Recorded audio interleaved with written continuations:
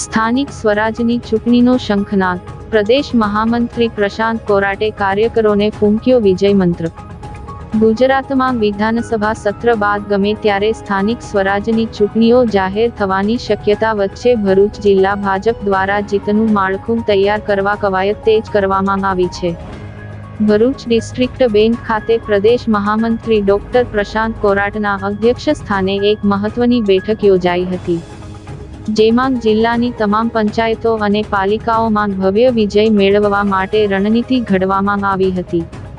બેઠકમાં ડોક્ટર પ્રશાંત કોરાટે કાર્યકરોને સંબોધતા જણાવ્યું હતું કે જિલ્લા પંચાયત, 9 તાલુકા પંચાયત અને 4 નગરપાલિકાઓમાં ભાજપનો ભગવો લહેરાવવા માટે અત્યારથી જ જનસંપર્ક અને સંગઠનના કાર્યોમાં જોતરાઈ જવું અનિવાર્ય છે।